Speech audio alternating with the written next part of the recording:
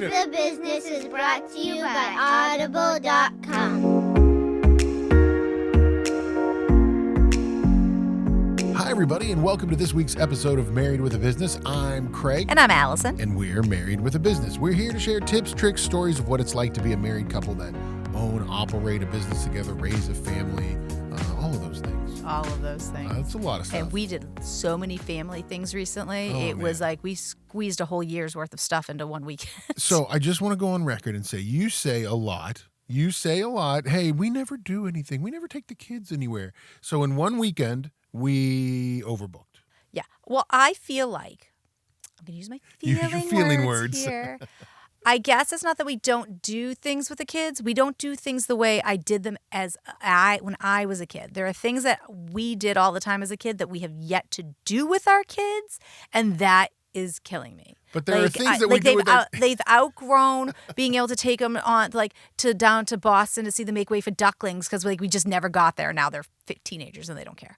And like I would go to Salem, Massachusetts all the time, and we've never taken them there. And so I feel like Salem, Massachusetts. Salem is like the craw, that's the thorn in my side. We just have to take them so I can be like, okay, I finally took them. We take our kids. We've done a ton of things with our kids that you never did or I never did. I know. I'm so sorry.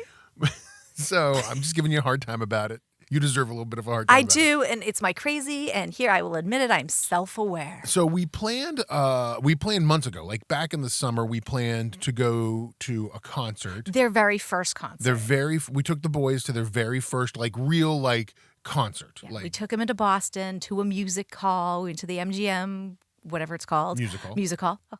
And that was the weekend was planned around this. Yeah, so we planned that months and months in advance. We went with a couple other families. It was great. It's a band that all the families like. That's kind of, they're a national band. They're I can say their name. Yeah. They're the Elevators. They're kind of local here to the South Shore area. They're from the South Shore, but they tour nationally. Yeah. So they're from the Boston area, but they tour nationally. So the kids really love them. It was a really fun time. But so about, 2 weeks before that, I'm a theater geek. I have a theater degree. I used to work in the theater professionally. And so I'm always reading and seeing. And I saw, they're trying a musical for the book Wonder, which the boys read when they were younger. Yeah, they both read it in school. They both saw the movie in school. And I said, Allison, they're doing a musical at the ART in Harvard Square. I was like, let's buy tickets and go. And you're like, yeah, let's buy tickets and go. So I bought tickets. And we're not impulsive people. I'm a high C, guys. I'm never yeah, let's just do it. So we just on the couch ordered tickets. So, but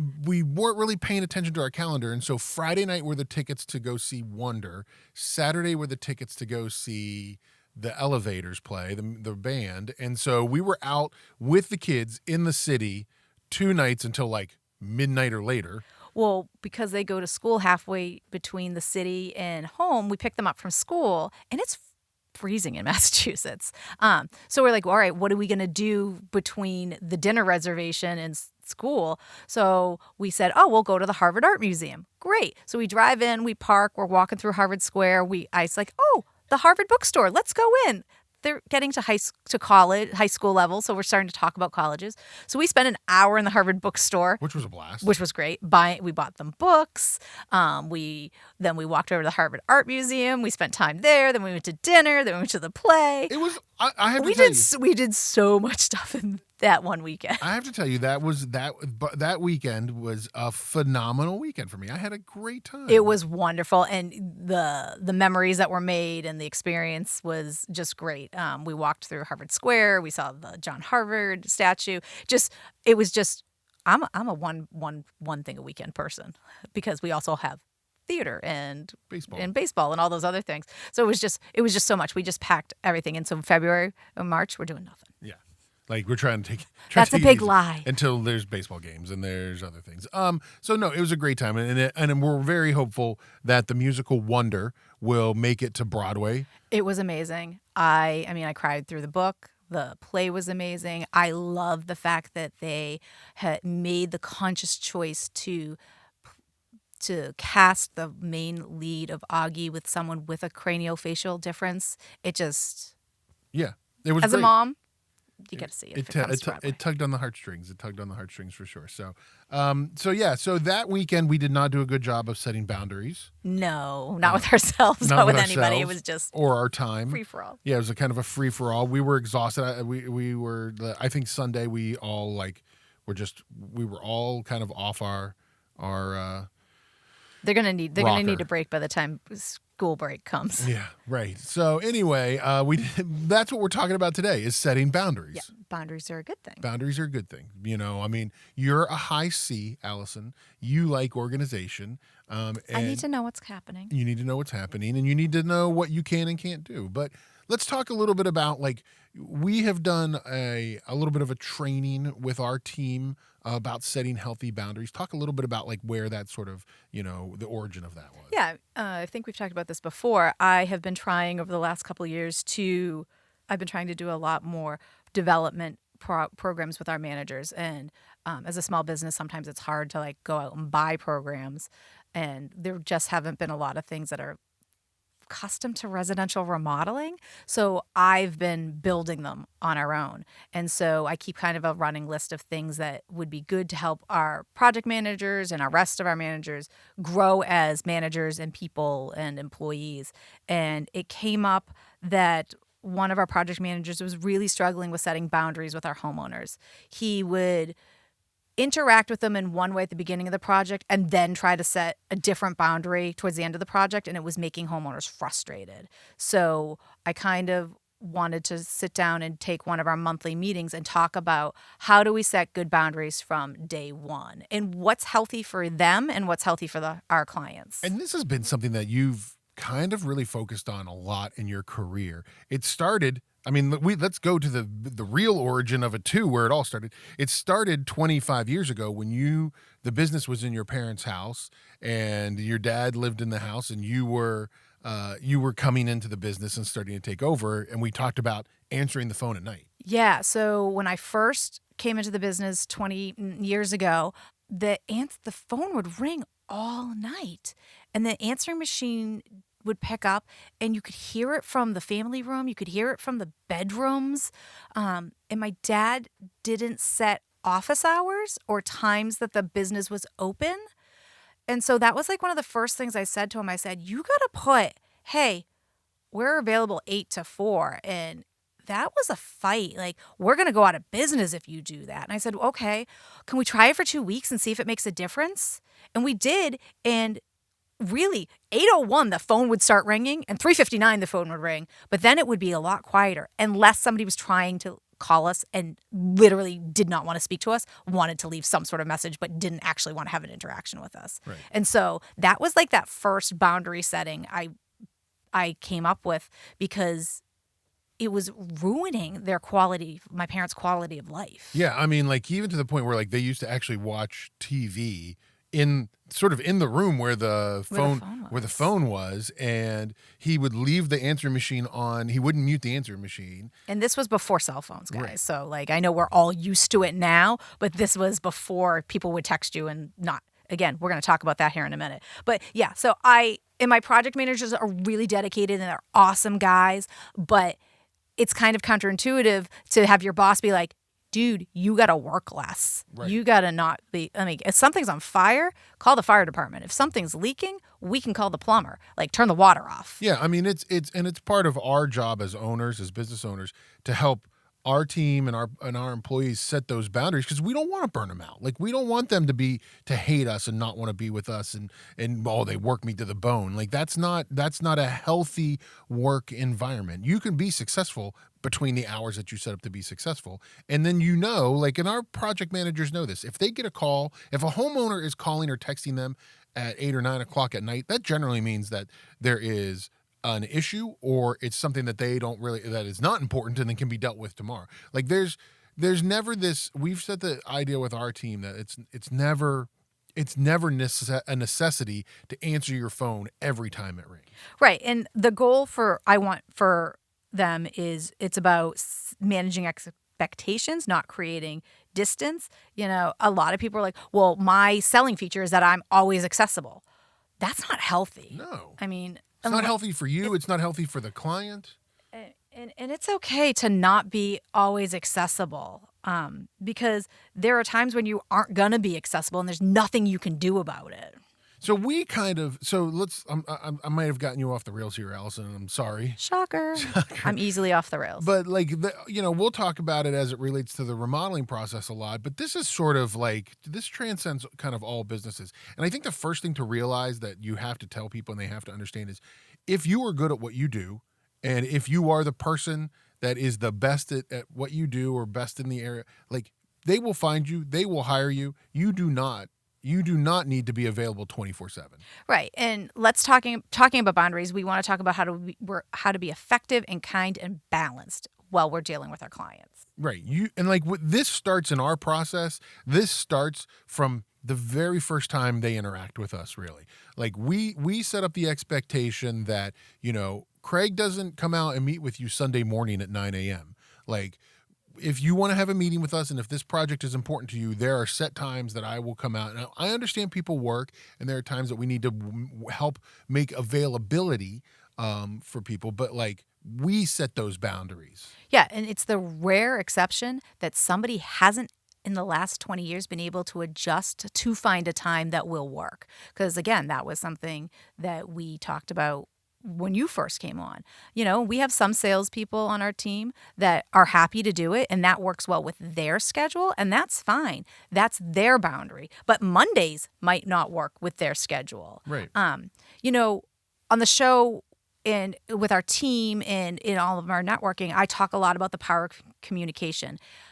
Being clear, being kind. When the communication is missing, that's when people are assuming the worst. Also, when you set a boundary and you say, hey, I'm not going to contact you for this amount of time or whatever, you need to also set the boundary that you will contact them by X time. Right. Being helpful and flexible is really good, but without those boundaries, it's going to lead to burnout and resentment on levels from both sides. So, it's a lot of that, idea of making sure people understand, if it's your client, if it's your employee, making sure they understand like what the expectation is. Right. So we talk about the kickoff meeting.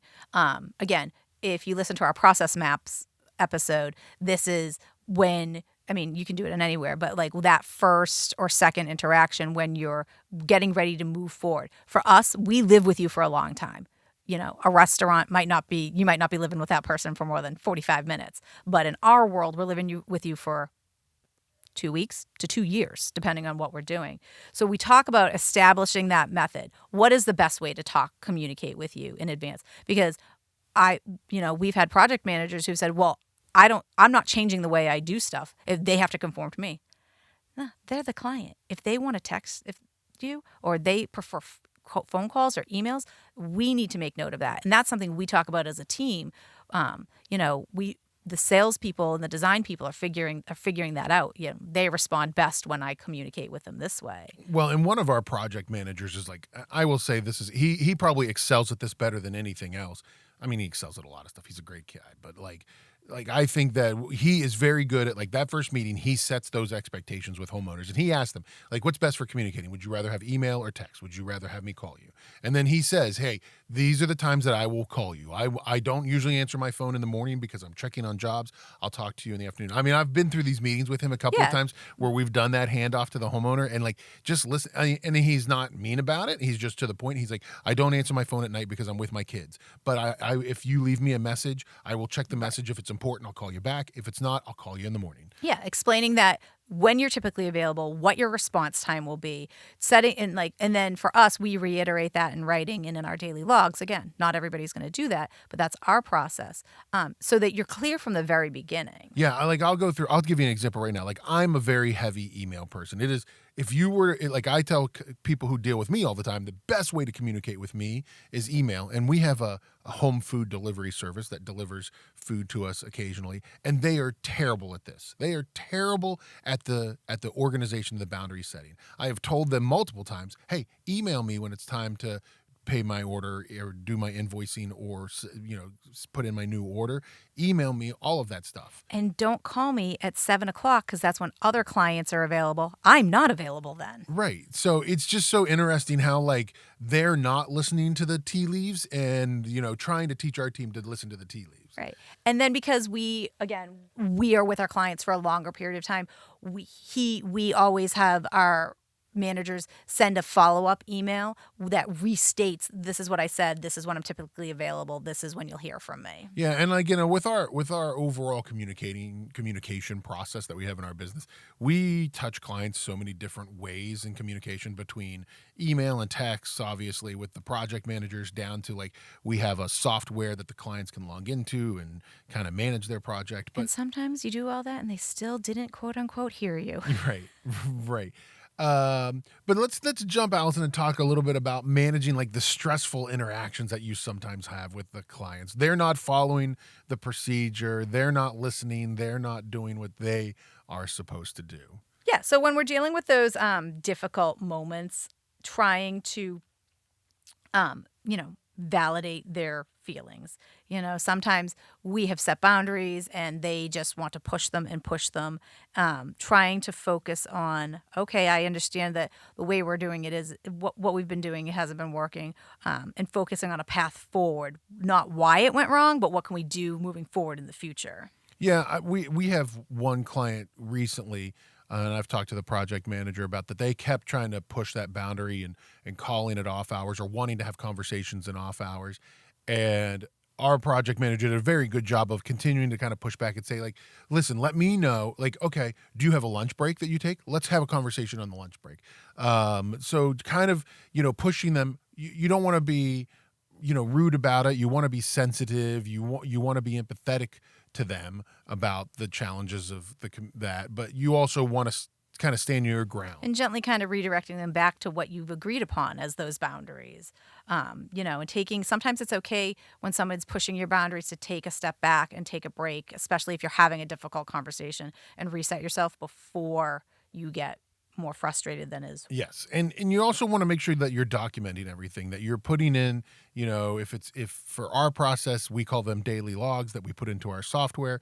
If it might be for you, following up with an email with the client after you've had the conversation, and just saying, hey, can we set a standing meeting for this time at this place, or whatever it might be. And remember, even though it's a difficult conversation and you feel like it may be an attack on you, take a breath. Remember that nobody wants to have a difficult conversation. Nobody wants to have an altercation or whatever it might be. So take a breath, take a step back, and have a little bit of empathy, understanding. Don't let your blood pressure get too high. Right. One of the things that we've been working on with our team, and if you're a business owner kind of trying to think about how to make things run more smoothly, is we've been going back and making a list of like challenges we've had with homeowners in certain areas and creating case studies of what was the challenge, what did we do, what could we do in the future, to kind of pre-train people. Like, hey, this one time this happened, and how could we address it, and what could we say, maybe even make a templated response so that you're pre-trained if something comes up, that it's a very smooth interaction for you. So that's something we've been doing in terms of both setting boundaries and just general like development for our team. So and I'm going to throw you a curveball here. I know we've talked a lot about we've talked about like the training that you've done with our team and the boundaries at work and with our managers and all that stuff. I'll talk a little bit about our boundaries that we set at home with us and our family. And I'll start with one that you, for years, I'm not saying it was ever like divorce fodder in our marriage, but it was one of those things for years you were constantly angry with me about. Is I was really bad. I had no boundaries with my work email and my cell phone. Oh, yeah. It was the cell phone. and it was really bad. And it was what it was, and it stemmed more from, we deal with a lot of clients, we deal with a lot of people. Maybe once a week, once every other week, whatever it might be, we get an email from a client in the evening when they get home from work and they see their project and they're frustrated or mad or something didn't happen or something's wrong or whatever it might be. And we get these emails and they'd come in at like 8 o'clock at night or 9 o'clock at night. And then I would sit there and read them, and then it would be like, it would just suck the life out of our relationship in the evening, watching TV and being together as a husband and wife. Yeah, even if you didn't tell me what was happening, I could viscerally feel something changed in the room. And it was, again, we're not saving people's lives. Yeah, we're not rocket surgeons here. And and we call them keyboard warriors. People send messages before they think, right, and before they process. Right. Because and we're all guilty of that. Yeah, if we're not being self-aware and we haven't trained ourselves not to be, right? Right. It's easier to send a hateful text or a hateful email before you really think about how you're feeling and is it a big deal. And so that would ruin the night. You wouldn't sleep. I wouldn't sleep. There's nothing you can do about it at 10 o'clock at night. Right. You can't go look at a problem or have a meeting with somebody. And then 99% of the time, by the time we get to the office, where now we haven't slept, we haven't eaten, we're snipping at each other. By the time we get to the office and can call them or go down and look at them, they have calmed down. And you or the project manager go and meet with them face to face, and it's not a big deal. Well, so this was probably, I can't even remember. I'll say it was 5 years ago. It was probably more than 5 years ago now. But you forced me, and I will readily admit that I went kicking and screaming into setting better boundaries with my email, with my cell phone, with my text messages, all of that stuff. And, now it used to be that I slept with my cell phone next to me. Now my cell phone is in the office. I usually plug it in somewhere. I look at my email for the last time somewhere around 7 p.m. in the evening, maybe 6:30, 7 o'clock. Phone gets plugged in. I really don't look at my work email. Post that, very rarely would I look at my work email post that time in the evenings. And when I do, you have right, and you are right when you yell at me about it. It happens occasionally, and you do get, hey, what are we doing looking at your work email right Because now? it's always something. Yeah, right. There's always you something never in open there. it up and it's like, we love you. The people who are well, not at 9 o'clock at night, but... But, so I did that. That was a big boundary for me. Like, that was a big boundary. I took I have an Apple Watch. I took my texts off my Apple Watch because, I don't want to see my I really worked on... And you know what? Your world hasn't crumbled. No. We're going to talk in an upcoming episode about tech dependency, and your world is not going to crumble, and you're going to be more mentally stable by setting some of these tech boundaries. So that's an example of it's hard. We're all addicted, not everybody, but a lot of people are addicted to their cell phones and the social media and everything about the phone, right? It just controls our life now. And it's hard to do that, but it's a boundary that I needed to set for my health, for not only from my own personal health, but for the health of our relationship and my children and being with my children. Yeah. And I was going to say, in the example you set for our kids, I get a lot of backlash from parents. Well, they have to have Snapchat and they have to do this and they have to be that. And my kids are teenagers and they don't do those things. And you know what? They have friends. They know what's going on. They plug their phones in at night. We have to have the boundaries and the skills ourselves to teach them those things. And I'll probably lose some people on this one, but I'll use the video game thing with our kids. We have so many friends and people that are around us and so many kids that their kids play video games every night of the week, constantly. And we set a boundary with our kids years ago, and it's stuck, and we haven't really waffled on it unless we're on vacation. Vacation's the only time. School. Yeah, but around schools, when school's in session, they can't have video games during the week. They can play Saturdays, they can Sunday, they can get on their video games. But during the week, even if they get their homework, no, you're not doing video games. You're not doing tech. It's just not what we do. And I think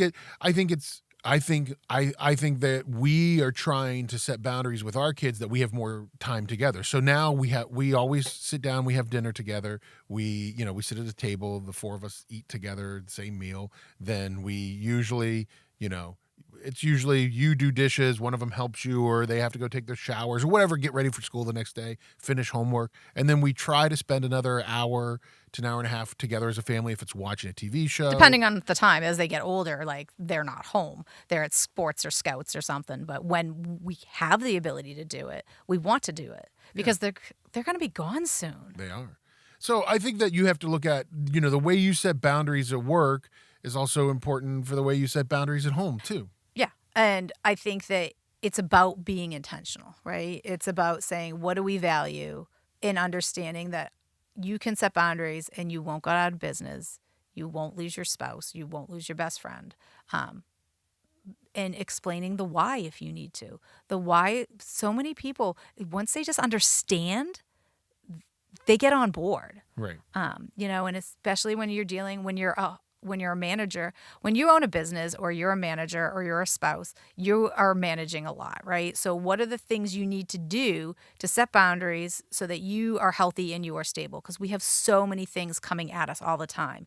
Being proactive, making those decisions early, beginning with the end in mind. Why do we do this? So that these things all fall in place. What is the goal of setting the boundary? It's not to be a jerk, right? You don't set boundaries because you want to I'm going to get you. It's because it's what's best for the overall relationship or the overall system. Yeah, it's about being healthy. It's about being emotionally healthy. It's about being physically healthy. It's about the mutual benefits of for both parties. Right. There are, Allison, Henry Cloud has a series of books about boundaries. Yeah, and his books are really good and easy reads. Yeah, so he's got boundaries for marriage, boundaries in dating, boundaries with your kids.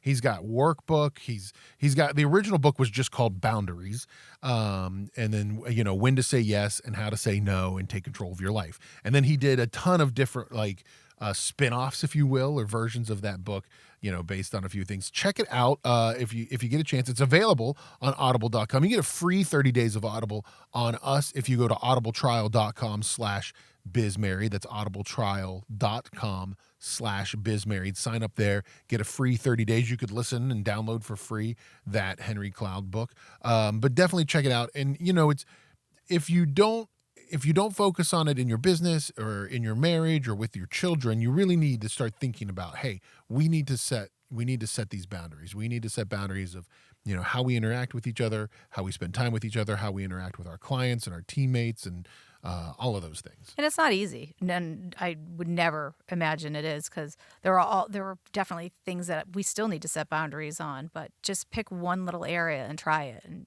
then you can build from there. Yeah, definitely. Hey, and if you get a chance, go online and find us. We're available. You can find us on Instagram. You can find us on Facebook. At Instagram, we're at BizMarried. Search us on Facebook, Married with a Business. You can also check out our website, marriedwithabusiness.net. Hook us up, find us there. Maybe email us a couple of the boundaries that you have. You can also find some information about who we are and what we do there.